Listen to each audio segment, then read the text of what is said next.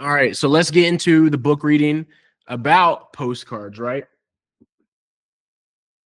Eirk Norgaard, With Love, the Erotic Postcard, 1969, first American edition. We're just going to read some of this. A lot of this I won't be able to show, but I guess you can just get a little history on this subsection of the postcard. So if you come across any of these might be of high value, right? Just a little bit. And this will be going up on my eBay store at some time shortly.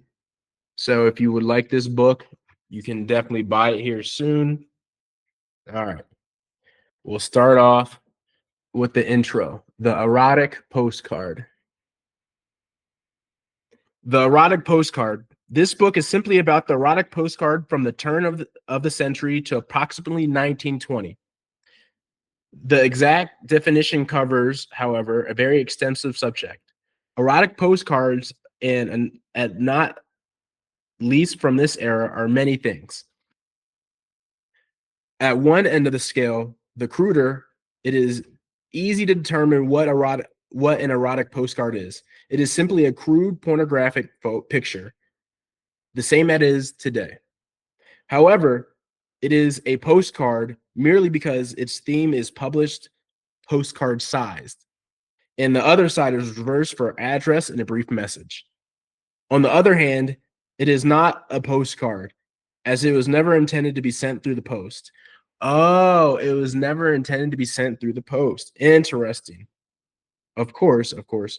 It is called a postcard simply because the picture was more or less incidentally printed on photographic paper the size of a postcard. Okay, that's good to know. I added the more or less as the combination of an extremely erotic atmosphere with that of the postcard and its associations of everyday life may have well served the manufacturers as a psychologically important emphasis. However, the interesting thing about these cards is that they are often more outspoken than today's pornography. It was, for instance, and not uncommon for, I'm not going to say it, not of age to take part in erotic postings. And there are many postcards showing animals. I believe that it is possible to find a social explanation for this. In Germany, Austria, and France, among others, where cards of this type were produced in large numbers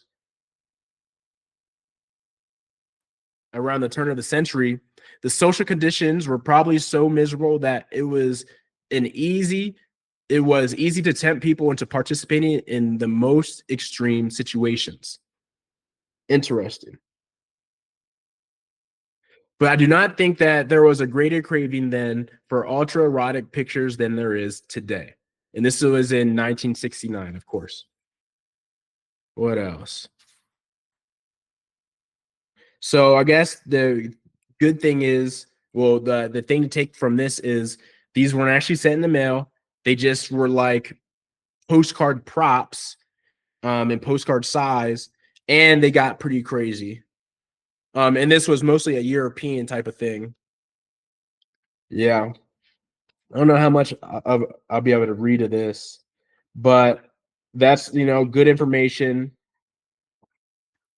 They weren't sent in the mail, but they were postcard themed. They weren't sent in the mail, and this was like a European thing. I'm sure they had these in America too. But yeah, I don't want to read too much more. But if you like this sort of thing, you like histories of postcards or like artwork and that such, go ahead and check this out on my eBay store when I list it.